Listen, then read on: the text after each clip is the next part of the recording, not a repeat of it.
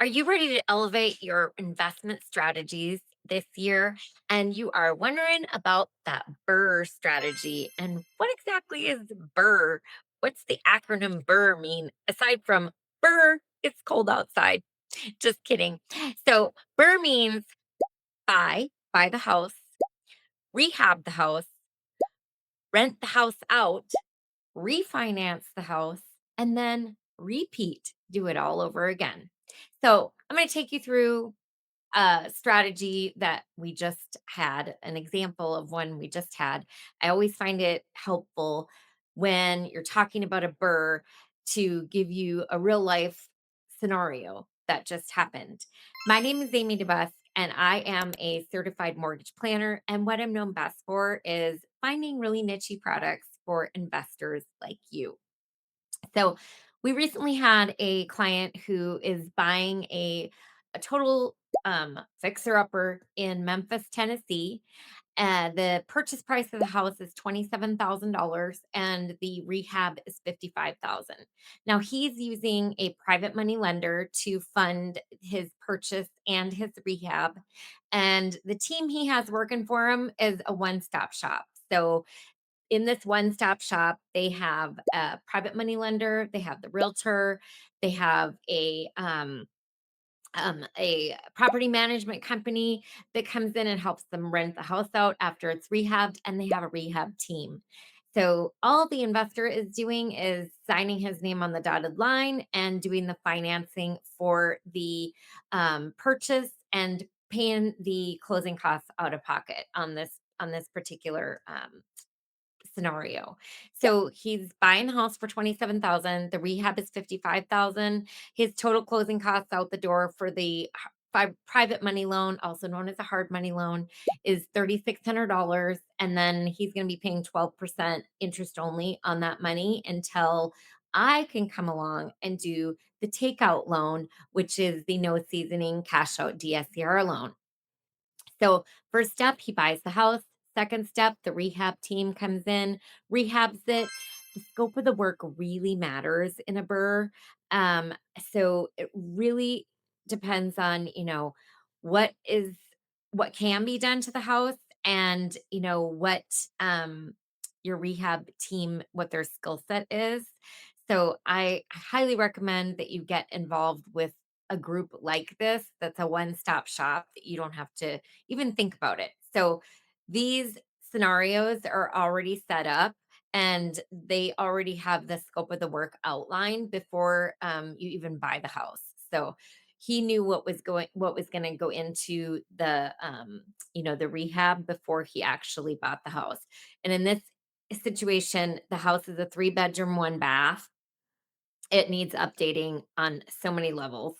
It needs a new air conditioning unit, the roof needs to be redone, and they're adding a bathroom, which is huge in any situation when you're looking to add value to a house. Going from a 3-1 to a 3-2, 3 bedroom, 2 bath versus a 3 bedroom, 1 bath is going to be a nice boost in equity. So then after the rehab is completed, which typically these rehabs, they are pretty good about getting them done pretty fast. This one is going to take all of 4 weeks. So after that rehab is done, that's when I'll come in and I'll start my takeout loan. We'll order an appraisal. We'll get the appraiser out there to do the appraisal based on the after repair value. That's called the ARV. And then we want to wait to actually put our loan in place until the house is rented. So once the house gets completely rehabbed, then the property management company comes in and rents the house out. Sometimes they do Section 8 housing, which I know definitely that's like a guaranteed income. And it also offers a little bit higher rents. But sometimes it's just a private person that's coming in and renting out the house. So then after the house is rehabbed and rented out, that's when we would close on our takeout loan. And we do the DSCR no seasoning loan. So that's the debt service collateral ratio loan. And we're basically qualifying you on how much the rents are versus how much the mortgage is. And we're able to do a cash out refinance. up to 75% of the after repair value, which is huge. There is one caveat with that. This lender that does these low loan amounts, they have come out with a new rule in 2026 and they have drawn the line. They say that the after repair value must come in at a minimum of $125,000 or they don't play.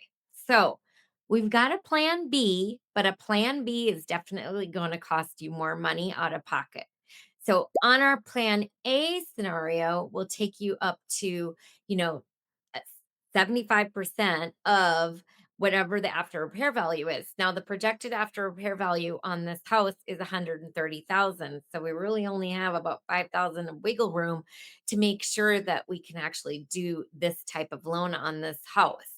So providing the house comes in at 130,000, we're going to lend up to 97,000 on that house.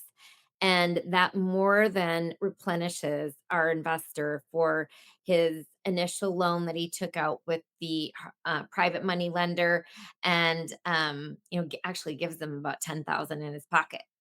So the key here is making sure the scope of the work is going to equal the after repair value and having that extra equity in the house. And then the other key is making sure it gets rented out. So there you have it. That is our no seasoning DSCR loan BRRRR strategy. If you'd like to learn more, I encourage you to log on to talkingwithamy.com for a free strategy call. And hey, if you like my channel, I encourage you to hit that subscribe button because we're going to be coming out with lots more videos like this one on different strategies and how you can make the most out of your investing dollars this year.